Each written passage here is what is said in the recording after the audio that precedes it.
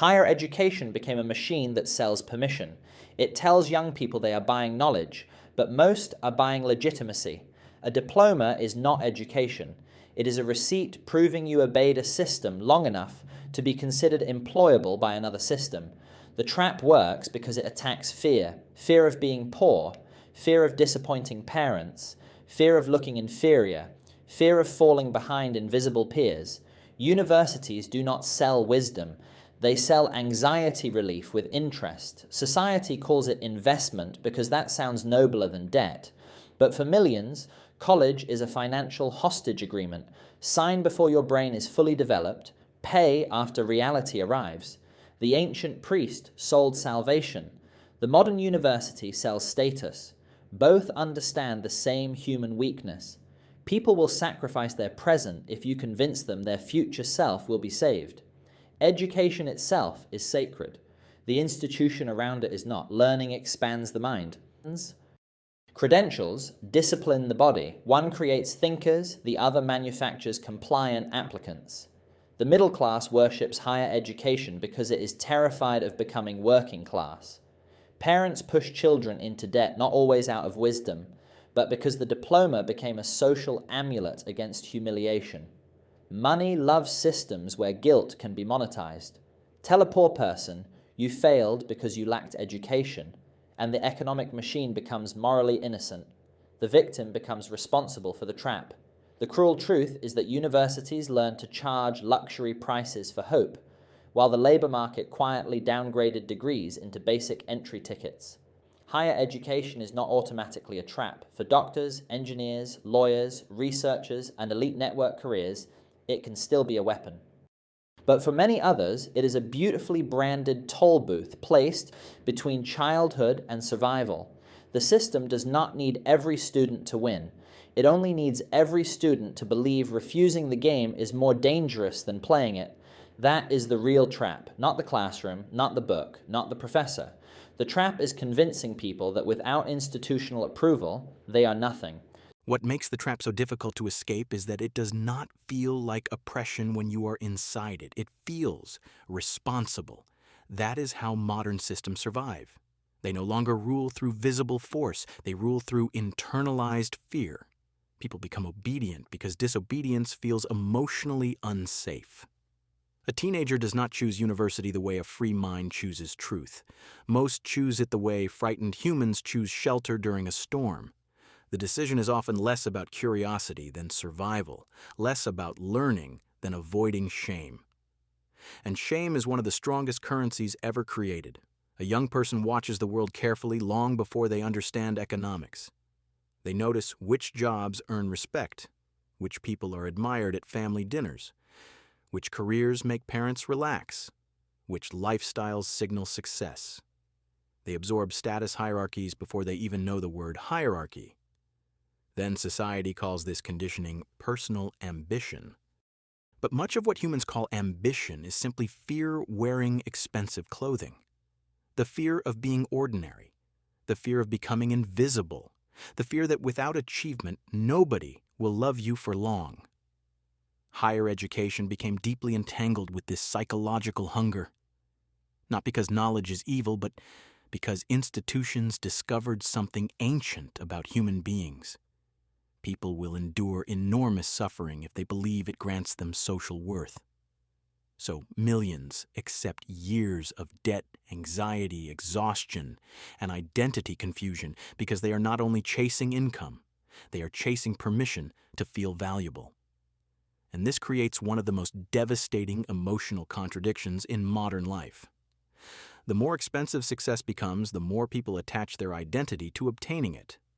A student who sacrificed years, debt, sleep, mental stability, and youth cannot easily admit the system may have exploited them. The human ego protects painful investments because acknowledging manipulation feels like psychological death. So people defend the machine that consumed them, not always consciously, sometimes tragically. A society built on debt requires citizens who emotionally justify debt. A society built on overwork requires people who morally glorify exhaustion. Otherwise, the structure collapses under collective realization. This is why conversations about higher education become emotional so quickly. People think they are defending knowledge, when often they are defending the meaning of their own suffering. Because if the sacrifice was unnecessary, if the debt did not guarantee dignity, if the promised stability was partly illusion, then many people must confront a terrifying question. Who would I have become if I had not been afraid? And fear shapes far more human decisions than intelligence ever will. Most people do not build their lives from deep self-awareness. They build them reactively. They move toward whatever reduces uncertainty. They follow paths already socially approved because uncertainty feels psychologically dangerous. Freedom sounds beautiful in theory. In reality, freedom terrifies people because real freedom removes excuses. If no institution defines your value, if no title guarantees your identity, if no credential automatically grants meaning, then you must face yourself directly. And many humans spend their entire lives avoiding that meeting. The modern world offers endless distractions from existential confrontation. Careers become identities. Productivity becomes morality. Busyness becomes emotional anesthesia. People say they are building a future while quietly postponing their lives, not because they are weak, because they are exhausted. There is a particular loneliness hidden inside modern achievement culture that few people discuss honestly. The loneliness of realizing you climbed a ladder only to discover nobody at the top knows why they are climbing either. Adults often appear confident to the young simply because they became skilled at performing certainty.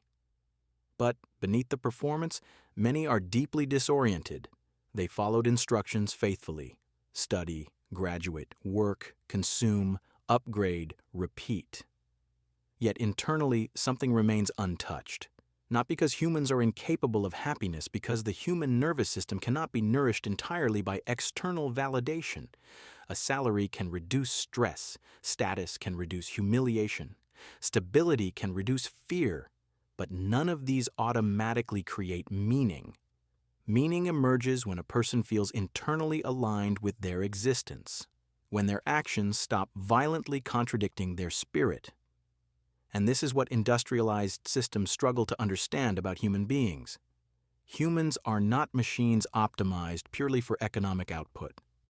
A person can survive financially while psychologically starving. That starvation appears everywhere now. In the numbness behind forced smiles, in the silent depression hidden inside successful careers, in relationships where people speak constantly but reveal nothing true, in the strange emptiness people feel after obtaining what they once desperately wanted. The tragedy is not merely financial debt. The deeper tragedy is identity debt.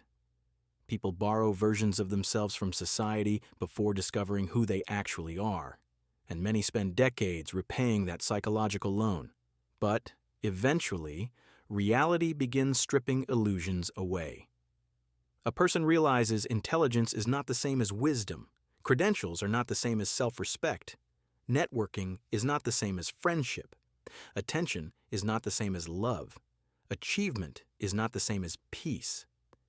And strangely, this realization can feel devastating at first, then liberating. Because once illusions collapse, something quieter becomes possible. A human being no longer needs to worship systems blindly, no longer needs to hate themselves for failing artificial standards, no longer needs to measure their soul through economic comparisons every waking moment. This does not mean ambition disappears. It means ambition becomes cleaner, less driven by panic, less infected by social theater, less dependent on applause. A person begins asking different questions, not what will impress people, but what kind of life allows me to remain psychologically alive? Not how do I look successful, but what makes existence feel real? And those questions change everything, because eventually humans discover that peace was never hidden inside prestige itself. It was hidden inside the removal of constant internal warfare. The world will continue selling identities. New systems will emerge. New industries will monetize insecurity. New institutions will promise certainty in exchange for obedience. That will never fully disappear. But awareness changes the relationship. A conscious person can participate in society without surrendering entirely to it. They can pursue education without worshiping credentials, earn money without turning wealth into morality, work hard without believing exhaustion makes them virtuous, build success without sacrificing their entire inner world to maintain appearances.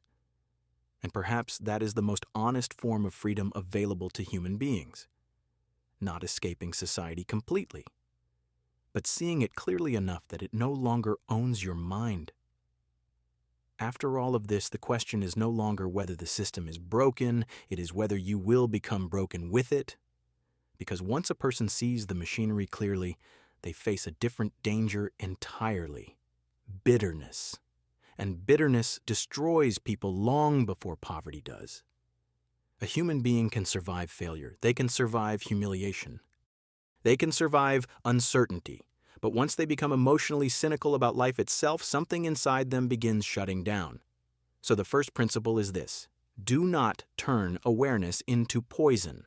Seeing manipulation clearly does not mean rejecting ambition. It means choosing ambition consciously. There is a massive difference. Unconscious ambition is hunger without direction. It is the endless need to prove yourself, to outshine, to dominate, to finally feel worthy. Conscious ambition is quieter. It asks, what kind of work makes me stronger instead of emptier? That question changes everything, because success obtained through self-betrayal always becomes psychological debt later. Humans can lie to others for years, but eventually the nervous system tells the truth. It appears as burnout, irritation, emptiness, chronic anxiety, a strange feeling of being emotionally absent from your own life. The body always keeps score of the life the mind pretends to enjoy.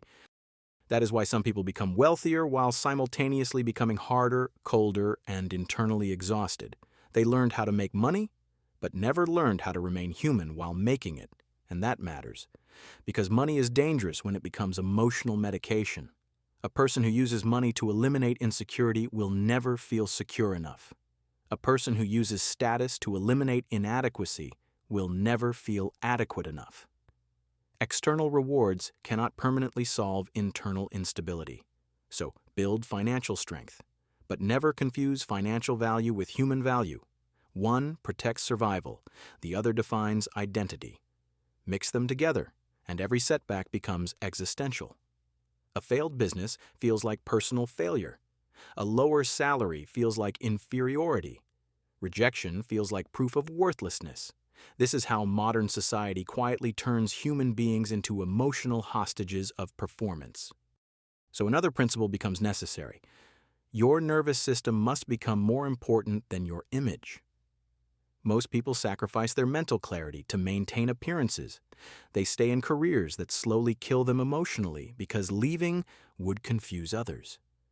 They maintain lifestyles they cannot afford because simplicity looks like failure. They perform confidence while privately collapsing. But peace only begins when performance ends. Not laziness, not passivity, not irresponsibility, just honesty.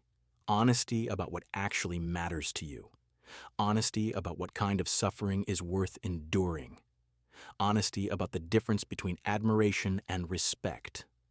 Because admiration is unstable. Respect is earned internally. Admiration depends on the crowd. Self-respect depends on alignment. And alignment is rare. A person becomes aligned when their actions stop contradicting their deepest understanding, when they stop saying, "This is just temporary," for 10 consecutive years. When they stop abandoning themselves to maintain social approval. When they stop treating their own life like a public relations campaign. This is why solitude becomes important, not permanent isolation, not escaping humanity, but enough silence to hear your own mind without society speaking through it. Most people do not actually know what they think. They know what algorithms repeated long enough for it to feel true. A conscious life requires periods of disconnection from collective noise. Otherwise, the world installs its priorities into you automatically. Consume more, compare more, fear more, perform more, and eventually you forget you were ever alive beneath the performance. So, protect your attention carefully. Attention is not a small thing. Your attention becomes your reality over time. If your attention constantly feeds on outrage, envy, status competition, and artificial urgency, your inner world will slowly begin resembling those things. This is why many people feel psychologically fragmented now. Their minds never fully rest. Their emotions never fully settle. Their identity becomes shaped by endless exposure instead of direct experience. A human being was not designed to emotionally absorb the entire world every hour. And peace requires boundaries, not only physical boundaries, psychological ones. You must learn what deserves access to your mind. Not every opinion deserves emotional entry. Not every trend deserves imitation. Not every opportunity deserves pursuit. Maturity is not becoming emotionally numb. It is becoming emotionally selective. And one of the strongest forms of emotional strength is learning to disappoint people without feeling guilty for existing truthfully. Because if your entire identity depends on universal approval, you will spend your life negotiating against your own soul. You will shape-shift endlessly. Speak carefully. Dream carefully. Live carefully. Until eventually you no longer recognize yourself. This is why real confidence often looks very calm. It is not loud certainty, it is reduced dependence. Reduced dependence on applause, reduced dependence on comparison, reduced dependence on proving intelligence, success, or importance every moment. The strongest people are usually not obsessed with appearing strong. They simply stopped building their identity around external reactions. And strangely, this creates a different relationship with success itself. Success stops being emotional survival. It becomes expression. A person builds because they genuinely want to create, earn, explore, contribute, master something meaningful, not because they are desperately trying to outrun inadequacy. That desperation is what destroys people, not ambition itself. Because ambition attached to fear becomes addiction. But ambition attached to meaning becomes purpose. And purpose stabilizes the human mind in ways pleasure never can. Pleasure fades quickly. Validation fades quickly. Even achievement fades quickly. But meaning endures suffering. A person with meaning can tolerate uncertainty without collapsing internally. They can fail without losing identity. They can begin again without feeling annihilated. That is real power, not dominance over others, stability within yourself. And perhaps this is the deepest realization hidden underneath all of it. A human being does not need to become less sensitive to survive this world. They need to become less controllable, less hypnotized by status, less manipulated by fear, less dependent on external definitions of worth. Because the world will always attempt to tell you who you are. Too poor, too late, too average, too unsuccessful, too unknown. There will always be another hierarchy demanding worship, but eventually a person understands something freeing. Most systems gain power by convincing humans they are incomplete. So if you learn how to sit quietly with yourself, without distraction, without performance, without needing constant confirmation that your life matters, and you become difficult to manipulate, and that changes the entire experience of existence. Because now, success can be pursued without self-erasure. Money can be earned without worship. Love can exist without possession. Work can exist without identity collapse. The world remains imperfect. The pressure remains real. The uncertainty never fully disappears. But internally, something becomes calmer. A person stops asking, "How do I win this game?" and starts asking, "What kind of human being do I become while playing it?" That is the question that finally matters, because in the end, most people will not be destroyed by failure. They will be destroyed by becoming strangers to themselves while trying to avoid it.